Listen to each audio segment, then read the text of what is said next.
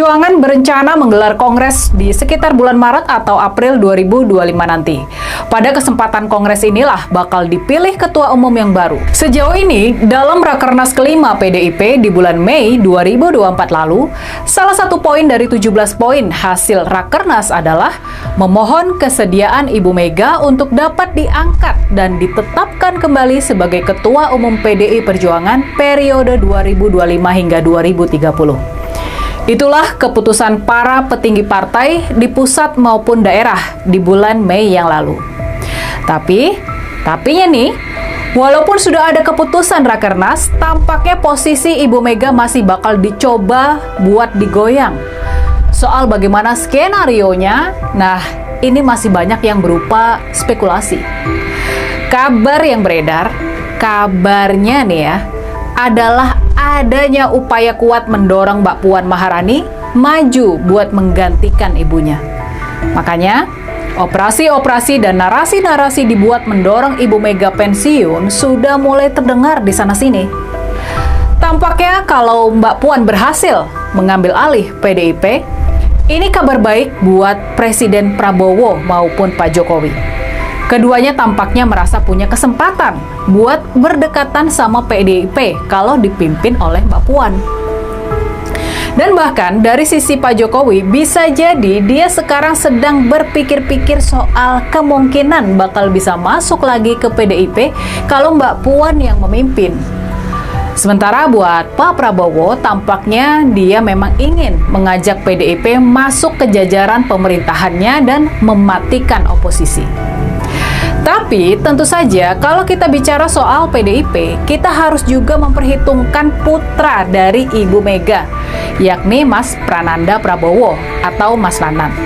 Inilah tokoh di belakang layar yang selama ini dikenal mampu mempertahankan ideologi dari partainya dan juga nilai-nilai yang diajarkan oleh Bung Karno.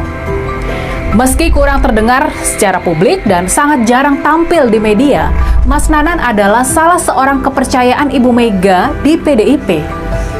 Nah, di antara dua anak Ibu Mega ini, di antara Mbak Puan dan Mas Nanan, siapa yang bakal mendapat tugas buat mengurusi dan membesarkan PDI Perjuangan ke depan? Selama ini tampaknya Ibu Mega sudah memberikan pembagian peran yang tegas di antara kedua anaknya ini. Mbak Puan lebih didorong buat jabatan-jabatan publik sampai dia berhasil jadi ketua DPR RI buat 2 periode berturut-turut. Sementara itu di belakang layar, Mas Nanan mendapatkan tugas buat mengurusi partai. Selain Ibu Mega, Mbak Puan, dan Mas Nanan, ada beberapa terah Soekarno yang juga berkiprah di PDI Perjuangan. Seperti Mbak Putih Guntur Soekarno, putri dari kakak Ibu Mega, yakni putri dari Pak Guntur Soekarno Putra. Selain itu ada Mas Guruh Soekarno Putra, adik bungsu dari Ibu Mega yang sudah lama malang melintang di PDIP. Yang menarik, nah ini ada yang menarik. Selain dari terah Bung Karno, Pak Guntur Soekarno Putra pernah membuka wacana bahwa PDI Perjuangan bisa dipimpin kader yang bukan terah Soekarno.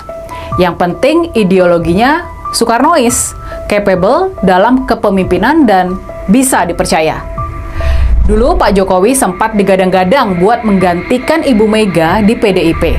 Tapi putaran roda sejarah sudah menegaskan kalau dia memang bukan orang yang tepat buat memimpin partai ini. Bahkan sekarang dia sudah dipecat. Pastinya harapan kita PDI Perjuangan bisa menentukan sendiri masa depannya, terbebas dari campur tangan kekuasaan Presiden Prabowo dan terbebas juga dari cawe-cawe Pak Jokowi. Harapan kita PDI Perjuangan bisa bertahan sebagai partai oposisi dan menyelamatkan demokrasi supaya tetap sehat dan tetap ada check and balance. Buat kita tentu adalah kabar baik kalau Ibu Mega masih bersedia memimpin partai yang sudah dibesarkannya tersebut. Politik dan demokrasi Indonesia masih membutuhkan sosok yang konsisten dan keras kepala tersebut buat menjaga konstitusi dan demokrasi. Mungkin Ibu Mega perlu mengangkat seorang wakil ketua umum sebagai ban serep bila mana kelak terjadi perubahan dalam perjalanan kepemimpinannya antara tahun 2025 sampai dengan 2030. Atau dia harus memilih sosok sekretaris jenderal yang sanggup menjadi penggantinya untuk berjaga-jaga, mengingat usia Ibu Mega memang sudah sangat sepuh. Memang ini harus jadi catatan kita bersama.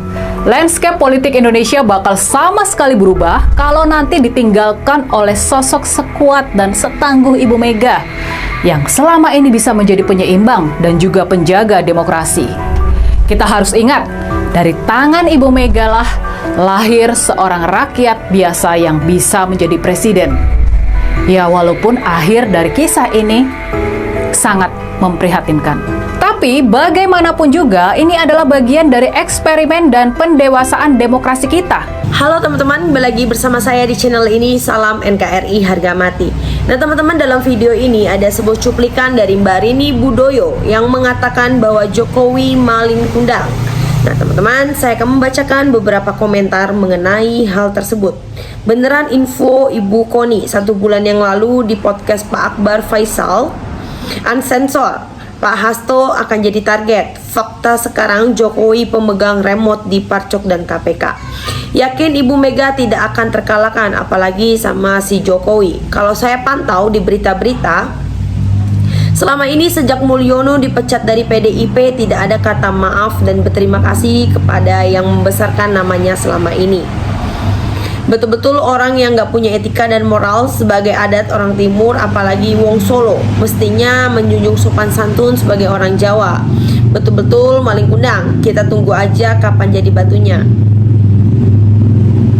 Sangat setuju bagi orang yang waras dan makan sendiri. Bu Mega lah tokoh demokrasi di Indonesia.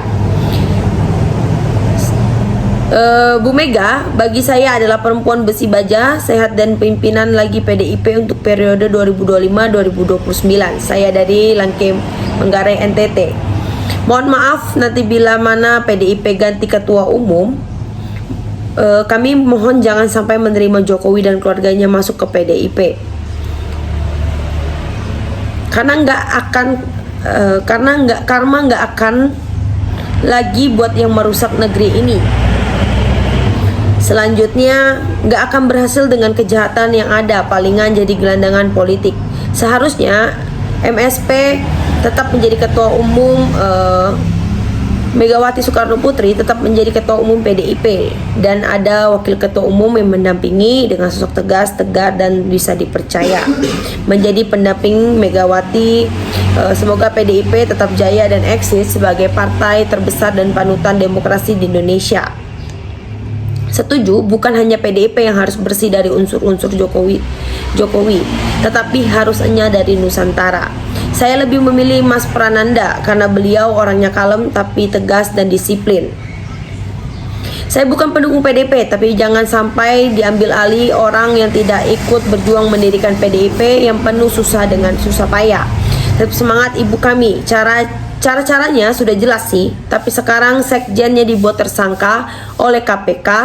Spanduk-spanduk yang mendiskreditkan Ibu Mega. Mudah-mudahan kader PDIP solid untuk melawan manusia yang sudah menghancurkan demokrasi di Indonesia. Anting PDIP tak mau lagi dengan Jokowi. Sudah musuhan dalam selimut. Benalu demokrasi, Ibu Mega menang. Memang pendekar demokrasi dan penjaga konstitusi bebas dari intervensi. Pak Jokowi berhasil mengacak-acak konstitusi dan berhasil anaknya dijadikan wakil presiden, rakyat hanya diberikan sembako. Saya pikir wakil ketua umum sebaiknya bukan dari Soekarno. Tak ada banyaknya calon potensial, misalnya Ganjar Pranowo dan Jenderal TNI Purnama Andika Perkasa. KPK yang mentersangkakan Pak Hasto saat ini sangat ketara, bukan penegak hukum tapi mesin politik si mantan KPK. Setuju singkirkan jauh-jauh geng Mulyono yang telah berkhianat dan mengobok-obok PDIP demi melanggengkan kekuasaan dengan menghalalkan segala cara. Jokowi masuk PDIP, saya tinggalkan PDIP. Puan jangan sampai berkhianat pada pertanyaan dan ibunya. Bung Karno, saya sebagai rakyat berharap tetap bersatu, jangan ada keluarga Jokowi di dalam tubuh PDIP, karena hanya akan jadi duri dalam daging. Kalau Mulyono bisa masuk lagi ke PDIP, berarti elit-elitnya sudah buta semua mata maupun hatinya sudah muak melihat muka Mulyono, salam waras dan logika merdeka dan merdeka. Nah teman-teman, sahabat-sahabat dari Bongkar TV, silakan berikan tanggapan teman-teman dalam kolom komentar ini, sehingga kita dapat bertukar pikiran antar satu dengan yang lain dalam kolom komentar ini. Terima kasih teman-teman, Bongkar TV melaporkan.